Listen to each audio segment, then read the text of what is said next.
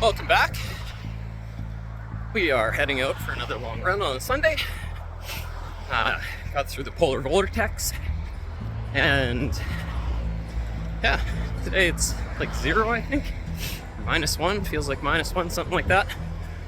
We're supposed to be going out for 16K, but we're gonna play it by ear. And I mapped out a run that's, if I do the whole thing, it'll be up to, I don't know, 30 or 35K. So we'll see how we make out. I'll give you some updates on some of the things that I was saying about my training when I first started last year, and how I was running and planning and doing everything for my first half marathons, that sort of thing. And yeah, give you an update when we get out there. Taking a different route today, so we'll have some different views of hopefully the lake and some big mansions again. Okay, see you guys in a bit. So when I was talking last video, I was talking about the fact that I started using John Stanton's book to get into running.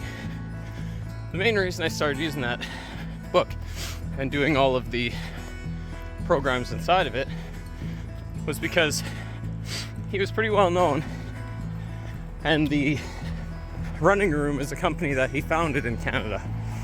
Most of the running stores in Canada that are private don't really have a running group sort of thing, but the Running Room does.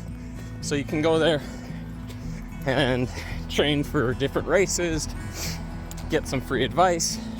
That doesn't cost you anything. You can just basically show up for on certain nights and go for runs.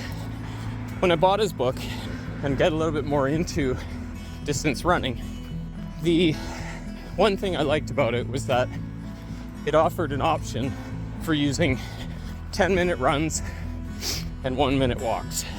The theory behind this was that during the 1-minute walk break, your body has a little bit of time to recover from the 10-minute run break. And it's a great concept.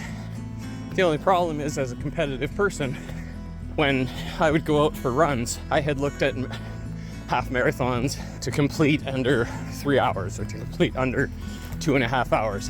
And what that did to me was it was always based on pace. And the pace that was being set was per kilometer. And it doesn't necessarily mean that I could do that pace or that I had built up to that pace. I just needed to be at that pace in order to complete my half marathon in the allotted time that I wanted to complete it in. The issue with this was that I got focused solely on one thing. How fast was I running? I didn't end up focused on how hard my heart was working or how hard or efficient my muscles were firing. And so as a result, I ended up with a lot of injuries. The injuries really sucked. And I didn't go through a single training program in close to 10 years of running without having some form of injury.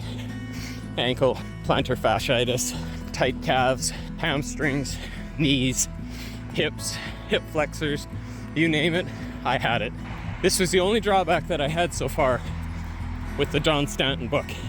All of the other aspects of it were really good, and I would highly recommend it for anybody who wants to read a book that will give them a decent understanding of programs, distances run for programs, and the importance of cross-training, fartlek, all those different things that people like to add into all of their training systems.